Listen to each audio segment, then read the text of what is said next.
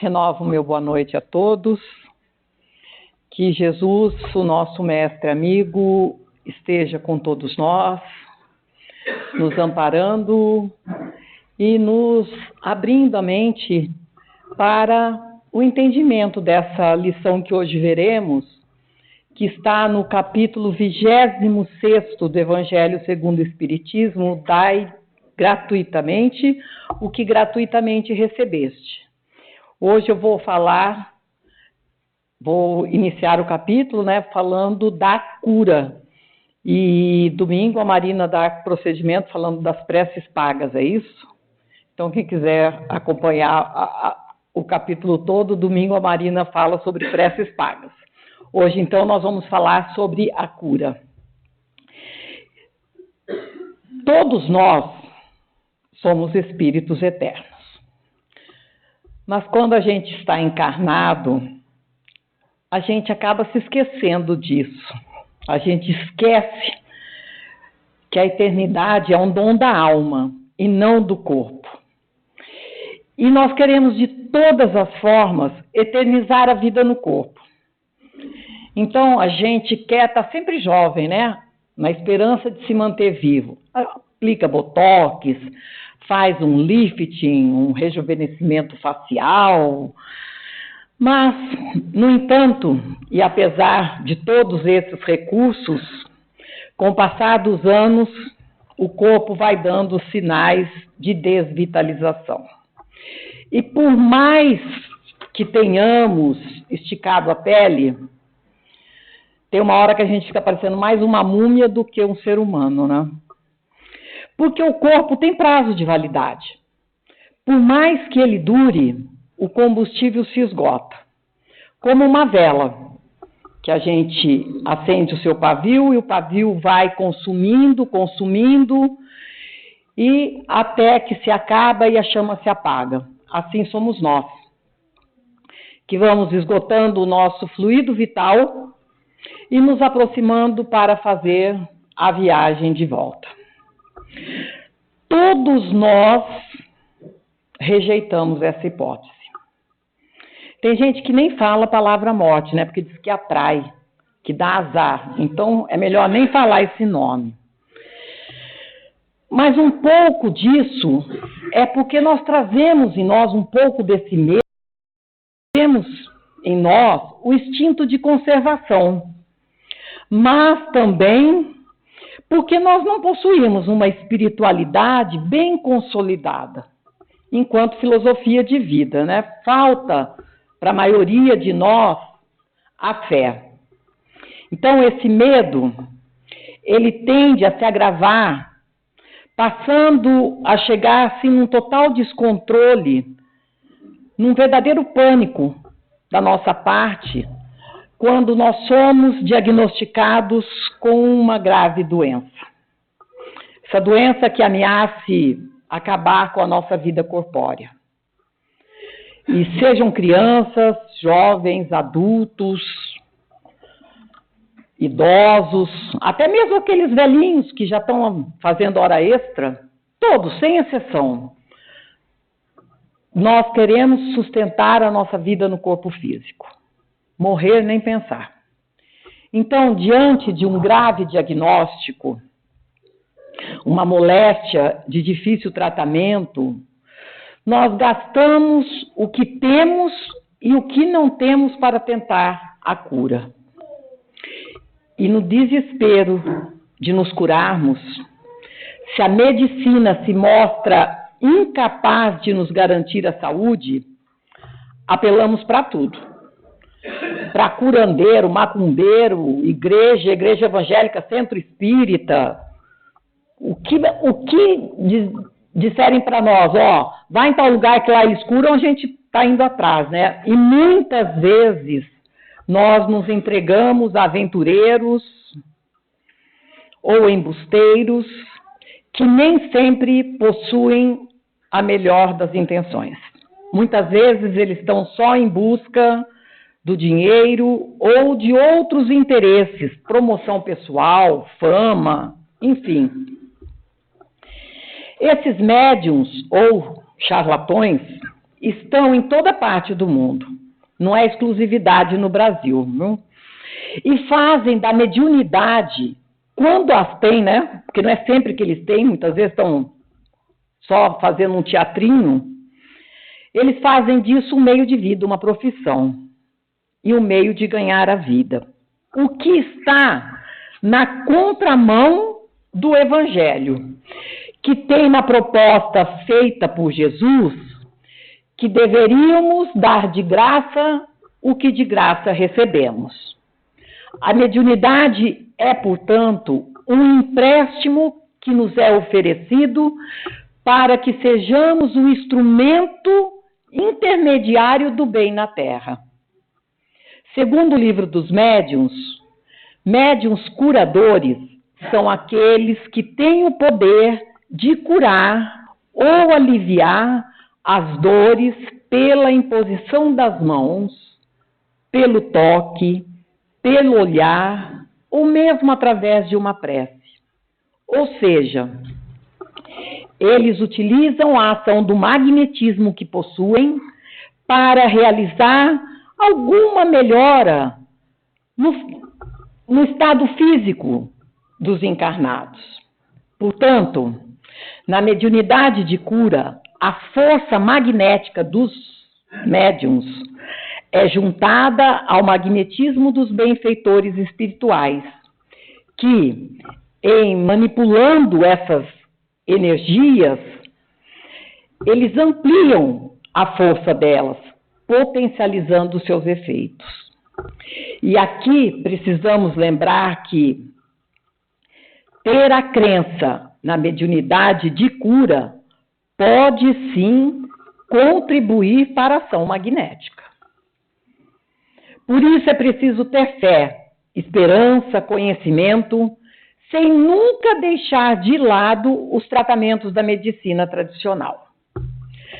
Kardec, analisando a mediunidade de cura, traz para nós esclarecimentos profundos e muito necessários. Porque a proposta espírita é olhar o ser humano na perspectiva integral de saúde, considerando o bem-estar do corpo, mas contemplando a harmonia da alma. Por isso, o Espiritismo nos acena para a busca de uma saúde integral, que está para além da estrutura corpórea. Assim sendo, devemos cuidar da saúde do corpo, usando todos os recursos possíveis. Porque o corpo é o nosso instrumento de evolução enquanto encarnados.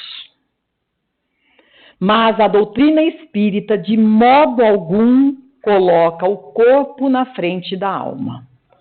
Porque o corpo é o intermediário, é o passageiro, o descartável, o instrumento que está em eterna mudança para outras expressões da matéria. Já o espírito é o ser imortal, perene, eterno, indestrutível, que veste-se de um corpo para reencarnar, mas que vai devolvê-lo à alfaiataria da natureza quando encerrar a sua excursão na Terra, voltando para o mundo espiritual. Portanto, o olhar do Espiritismo nessa perspectiva dá o enquadramento bem justo para a mediunidade de cura. A mediunidade de cura, ela vem ao nosso encontro como um bônus da divindade, como uma expressão da misericórdia divina, auxiliando-nos no caminho evolutivo, fazendo muitas vezes que nosso corpo dure um pouco mais, nos possibilitando fazer uma caminhada um pouquinho mais longa, circunstancialmente, porque por mais que se cure um corpo, um dia ele vai morrer. Mas dá-se um bônus para que a alma fique por um período maior de tempo na Terra, cumprindo assim a sua missão. E às vezes essa concessão é dada, muitas vezes não é nem por causa do próprio doente, mas às vezes por conta de um filho que depende desse doente, ou às vezes por causa de um neto que ele cuide, por causa de uma pessoa que ele ama, ou por uma causa que essa pessoa se dedica. Nós mesmos sabemos, né, que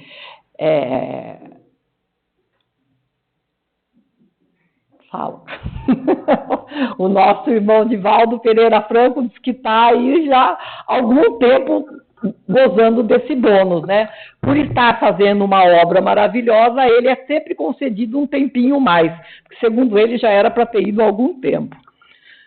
Tomara que ele ainda fique um bom tempo com a gente, né? Então, a providência divina, que a tudo provê e prevê, nos impulsiona para alcançarmos o nosso melhor. É assim, então, que se apresenta a mediunidade de cura. Mas o Espiritismo, de forma nenhuma, inverte os papéis, colocando a cura do corpo como sendo a essencial, afinal, a mais importante, a principal. A cura do corpo é o acréscimo de misericórdia, é a gentileza da natureza.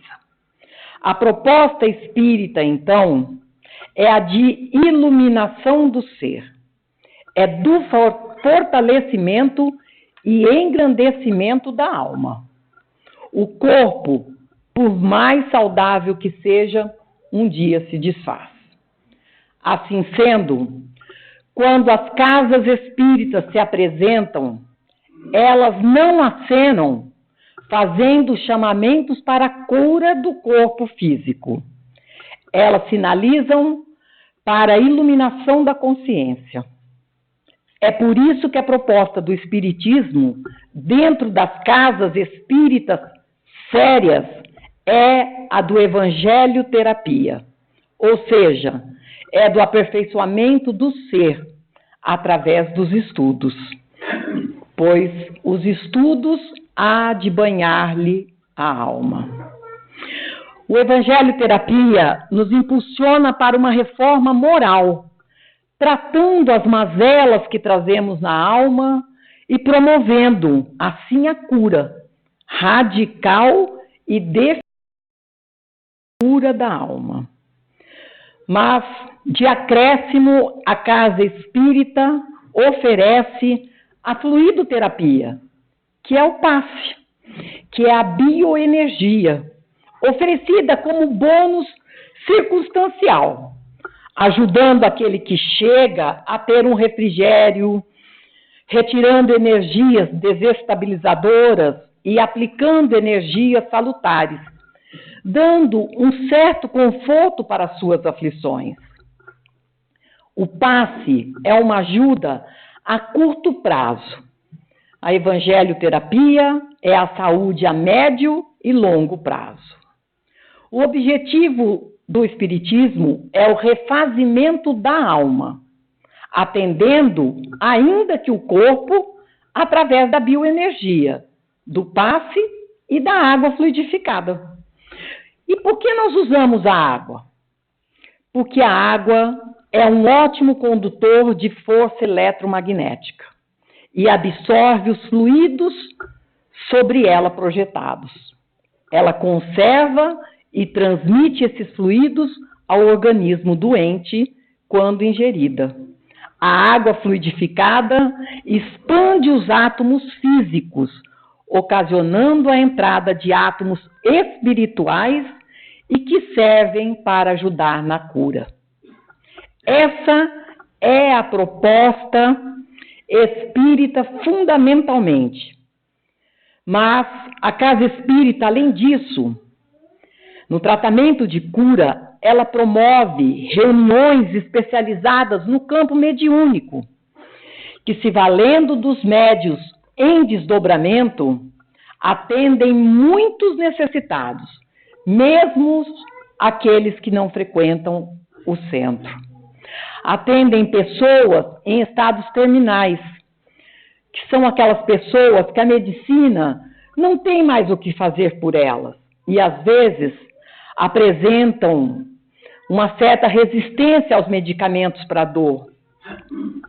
Então, como esses medicamentos já não fazem mais efeitos para elas, os benfeitores espirituais manipulam as energias dos médiuns de cura e aplicam no doente para aliviar a dor ou até mesmo para consolar a pessoa que está próxima de desencarnar. Os familiares conseguem perceber a melhora do quadro de doença com as irradiações do passe ou das orações que o centro espírita faz em prol dessas pessoas. Mas os médiuns de cura também funcionam dentro do movimento espírita, atendendo às moléstias incuráveis, doenças que a medicina não consegue erradicar, que ela mal consegue controlar. Os médiuns, como expressão da misericórdia divina, muitas vezes servem como intermediários para que os benfeitores eliminem uma doença incurável ou controle uma doença. Também os médiuns de cura podem servir a causa do bem na terra, em benemerência, quando em lugares ermos, onde não tem médicos, onde as pessoas adoecem, porque não existe um posto de saúde. Os médiuns em desdobramentos, levados pelos bons espíritos, atuam socorrendo pessoas que não têm acesso a um profissional de saúde por estarem em lugares longínquos, onde a saúde pública não chega. Mas também os benfeitores espirituais, com o auxílio dos médiuns de cura, socorrem aqueles que não têm um diagnóstico oferecido pela medicina. Às vezes a pessoa está enferma e, apesar de todo avanço tecnológico nos exames laboratoriais e de imagem, a medicina não consegue fazer um diagnóstico para aquela pessoa. Os espíritos amigos inspiram médicos para a conclusão de um diagnóstico e o tratamento mais indicado. As reuniões na casa espírita, sem que tenham esse nome de reuniões de cura, mas atendendo ao que disse Jesus: restituí a saúde aos doentes, expulsai os demônios, atendem também as pessoas que estão sobre a interferência de espíritos, aquelas pessoas que se encontram obsediadas, mesmo aquelas que não estão frequentando a casa, mas que tiveram seus nomes relacionados em nosso livro de vibrações. Os benfeitores espirituais vão socorrendo esses irmãos sofredores numa verdadeira cruzada de saúde espiritual e física para todos que sofrem. Então, aquela reunião singela, cuja o médium se desdobra, traz o espírito que é atendido, esclarecido e amorosamente encaminhado, livrando aquela família da presença daquilo que eles chamam de encosto, ou seja, da presença daquele obsessor que desestrutura aquele lar, perturba, gera enfermidades, conflitos, e assim ganha a família inteira, saúde física e espiritual. Às vezes, as reuniões mediúnicas fazem mais bem que o SUS e muitas UPAs por aí. A mediunidade de cura, não é mesmo, doutora? A mediunidade de cura, portanto, tem essa graça sutil. Ela não é exercida de forma espetacular e nem precisa se apresentar de forma circense para mostrar a cura. E muitos de vocês devem estar se perguntando: e aquelas cirurgias espirituais onde os médiuns usam instrumentos cortantes, né? Porque todos nós já ouvimos falar de alguém que faz cura espiritual. Acho que o médium mais famoso no Brasil que nós tivemos foi o Arigó, né? Que recebia o Dr. Frites. Bem, vamos lá.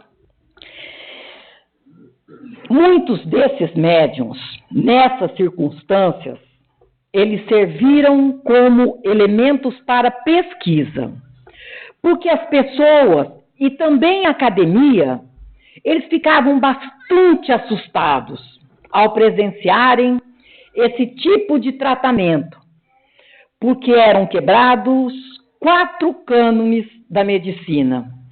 E agora mesmo, conversando ali com a doutora, ela estava me falando que assistiu uma cirurgia dessa e que ficou horrorizada. Por quê? Eles cirurgiavam as pessoas usando bisturis, tesouras, sendo médiums e não médicos. As cirurgias eram feitas de pencas. Era por turma, né? Entra uma turma, sai outra turma. E em lugares improvisados, fora de um ambiente asséptico. Não eram feitos em centros cirúrgicos. Era uma cirurgia que não havia dor, sem ter sido feita anestesia. E era um corte que tinha uma cicatrização em tempo recorde, porque após abrir a ferida cirúrgica, eles apertavam ela ali e ela meio que colava, como se tivesse passado uma cola nela. Então, esses médiuns serviram de estudo porque os pesquisadores não entendiam que esses 4 princípios da medicina eram quebrados a partir de uma interferência espiritual. No entanto, esse expediente teve um tempo na Terra, mas hoje já não cabe mais. Acredito que nenhum de vocês, muito menos eu, não entregaria meu corpo para alguém com um bisturi mediunizado viesse me cirurgiar. Eu me entregaria ao cirurgião médico que estudou para isso e que vai fazer no lugar adequado, e não para um médium, né? Essa circunstância, portanto, preste atenção, do movimento espírita. E as casas espíritas sérias não acolhem médiums que usam instrumentos cirúrgicos para fazer intervenções corpóreas. Até porque o objetivo da doutrina espírita é curar a alma. Mas como ficam, então, os médiuns de cura no centro espírita? Além de todos aqueles trabalhos que a gente já viu que eles fazem, eles atuam silenciosamente, sem que ninguém os traga para exibicionismo, sem que se faça dele alguém onde se requer uma fila para cortejá-lo. Assim, o Espiritismo acolhe o médium de cura que atua silenciosamente, conectados com a espiritualidade superior. Às vezes, numa conferência, numa exposição como essa, às vezes no estudo sistematizado, no estudo do Evangelho, às vezes durante a prece inicial ou a prece final, mesmo antes do passe. Os espíritos estão atendendo as pessoas e as pessoas nem sabem. Há uma atividade de cura durante as reuniões e não é só na casa espírita. Acontece nas igrejas de um modo geral. Porque onde está o bem, a religiosidade faz-se um campo vibratório favorável. E os benfeitores espirituais usam a energia de um médium que está no recinto para atender a pessoa que está do lado. O Espiritismo, no entanto, tem com muita clareza a finalidade da sua ação e atua conforme a orientação de Kardec, que é a saúde da alma. Nós, que nos aproximamos do Espiritismo, tenhamos o cuidado de não buscar no Espiritismo aquilo que o Espiritismo não está preparado para nos oferecer, a cura perene do corpo. Porque, às vezes, o que é melhor para a pessoa é a doença. A doença, às vezes, é um mecanismo maior, mais necessário e mais profundo de iluminação para aquela pessoa. Às vezes, a doença é o elemento de contenção para que nós não nos percamos. Assim, o Espiritismo tem a preocupação e a ocupação de nos iluminarmos. E quando temos doença e a misericórdia divina acha que possamos melhorar um pouco, que bom. Se a medicina não dá conta, se as especialidades que cuidam das doenças não dão conta, às vezes, os benfeitores na casa espírita silenciosamente nos cuidam. Sentados, assistindo uma exposição, ou recebendo a fluidoterapia, ou em casa, em oração, e os espíritos estão em manipulação dos fluidos com os médios em desdobramento. Eles nos atendem, nos cuidam, ajudando-nos a ter mais conforto. Mas se a enfermidade persiste, agradeça, porque essa doença está em conformidade com a sua necessidade. Não se acomode, mas bendiga. Se esse processo não se remove, é a sua necessidade de iluminação que faz com que a doença esteja presente. Ela não cede porque provavelmente tu precisa parar um pouco e aproveitar melhor o tempo. Precisa dar novos significados para a existência. Precisa reorientar o sentido da vida. Já vi muitas mulheres que perderam um seio e ganharam a vida. E que dizem, sou outra pessoa depois desse câncer. Assim é o olhar espírita. Nós cuidamos do corpo, mas observamos a alma. Nós tratamos da vestimenta, mas não descuidamos do habitante. Nós cuidamos do templo sagrado, que é a estrutura física, mas o peregrino que o habita é muito mais importante que o templo.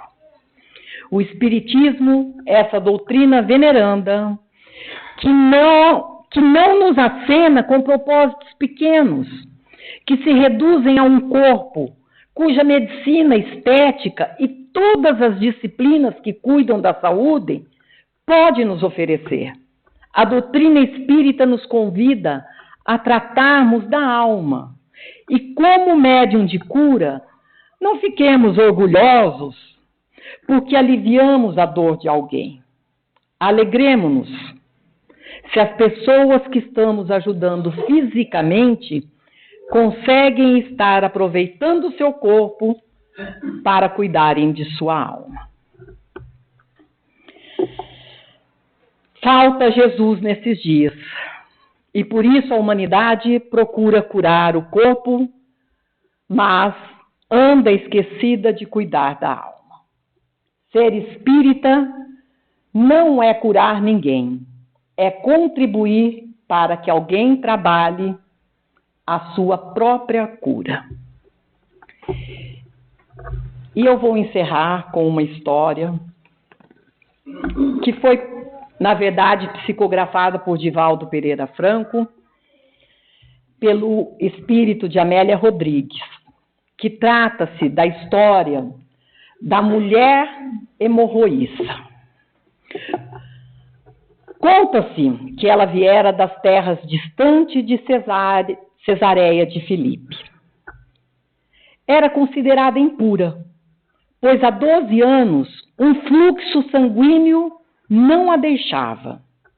Recorrera a todos os métodos possíveis na ânsia da cura. Estivera com os sacerdotes, deixara-se exorcizar, submetera-se aos preceitos da lei, que não a aliviaram em coisa alguma. Buscara médicos locais e de outras localidades, submetendo-se ainda uma vez a experiências que somente a maltrataram. Mesmo entre os seus, ela se sentia constrangida. Os olhares lhe falavam do quanto a sua presença era incômoda. Detestavam-na, essa era a verdade. Os recursos financeiros foram minguando e, após ter gasto tudo o que possuía, ela resolvera buscar a próspera Cafarnaum, na esperança de encontrar um remédio ainda não experimentado, um médico ainda não consultado. Ela chegou à cidade no momento em que o profeta de Nazaré acabava de regressar de Gadara e saltara nas alvejantes praias de Cafarnaum. O povo se aglutinava ao seu redor. Na noite anterior, uma formidável tormenta sacudira as águas de Genezaré. Todos corriam para ver o Rabi, que sobrevivera à tempestade com seus discípulos. Todos desejavam ouvir as peripécias daquela noite de borrasca da boca dos apóstolos, ainda atônicos por tudo o que acontecera. Jesus falara aos ventos e dera ordens à tempestade. Pelos caminhos, ela ouvira falar daquele homem, pela boca dos que tinham sido abençoados por suas mãos e haviam recuperado a saúde. Um cavalheiro distinto se aproxima. É o chefe da sinagoga local. Chama-se Jairo. E roga a presença de Jesus em sua casa para curar sua filha. A multidão, sempre ávida de novidades, acompanha Jesus e os apóstolos. O povo se comprime. Todos almejam chegar mais perto. A figura de Jesus se destaca com sua túnica tecida sem costura, seu manto quadrangular, de bordas de fio de linho. As pessoas falam, rogam, comentam. Ele, porém, mantém a serenidade. Seus passos são firmes e seguem o pai amargurado pela enfermidade da filha. A mulher tenta aproximar-se dele. O coração parece lhe saltar o peito. Quanto almejou aquele momento. Contudo, agora a voz parecia lhe morrer na garganta. O que dizer-lhe?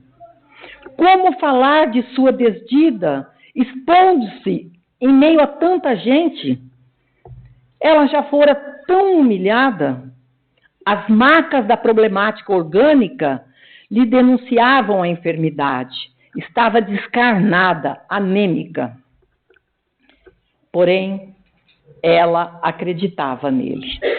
Parecia sentir que uma força extraordinária se desprendia dele. Todo ele era grandeza. Almejava gritar, pedir socorro, tocá-lo.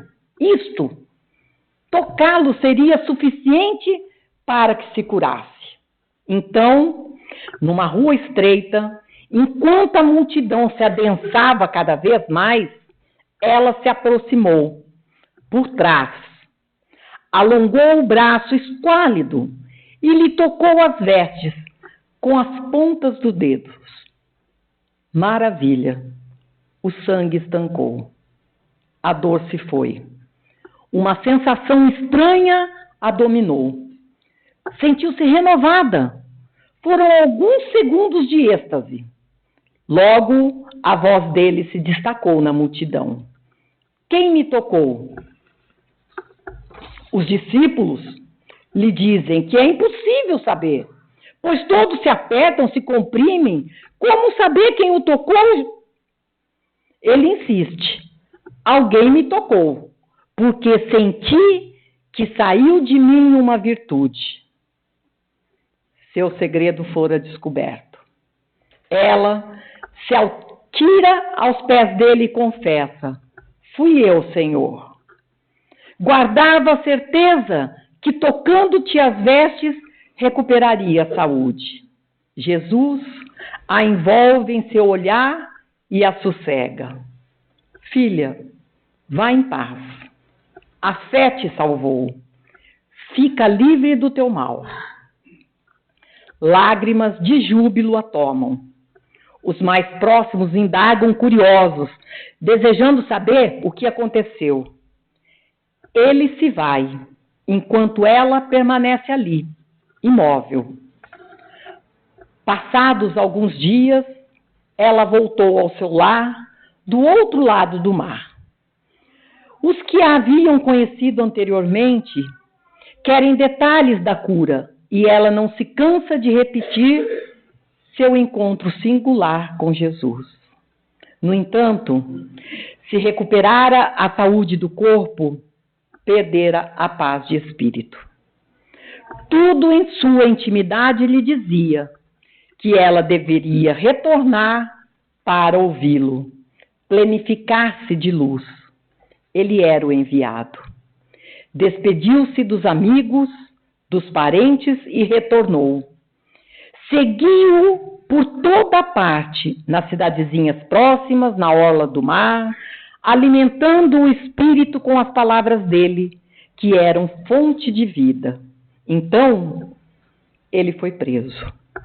As horas de angústia, de incerteza do destino dele, se seguiu a cruel subida até a colina da caveira. Sob o peso do madeiro que carrega, enfraquecido por não ter se alimentado desde a noite anterior e pelas horas de flagelação, ele cai. Ela não se contém. Burla a vigilância dos soldados e corre-lhe ao encontro. Com uma toalha branca que trazia, envolve-lhe a face ensanguentada. Quando retira, nela estava estampado o rosto dele, tingido pelo sangue. Ele a olha demoradamente, naquele átimo diminuto. Os lábios, entreabertos, nada dizem. Ela ouve, porém, no imo, sua voz como antes. Vai em paz, lembrar-me-ei de ti. Antigas tradições cristãs dizem que essa mulher se chamava Serápia e que a partir desse episódio ficou conhecida como Verônica, que quer dizer verdadeira imagem. Um dos evangelhos apócrifos, em Atos de Pilatos, informa que seu nome seria Berenice. Serápia, Verônica ou Berenice, que importa? O que ressalta é o exemplo de gratidão que se permite externar. Ela acompanha o mestre na sua caminhada dolorosa, rompe o cordão de isolamento, afrontando a soldadesca, tudo para limpar o rosto daquele que um dia a envolvera em seu olhar amoroso, desejando paz. Ele lhe retribui o gesto, deixando impresso seu semblante na toalha alvenitente. Verônica é uma das mulheres, dentre tantas, que, reconhecida pela atenção do mestre, o acompanha a todo lugar, bebendo da sua sabedoria e formando como que uma coroa humana de profunda gratidão ao seu redor. A minha gratidão a todos pela atenção e tenham todos uma boa noite.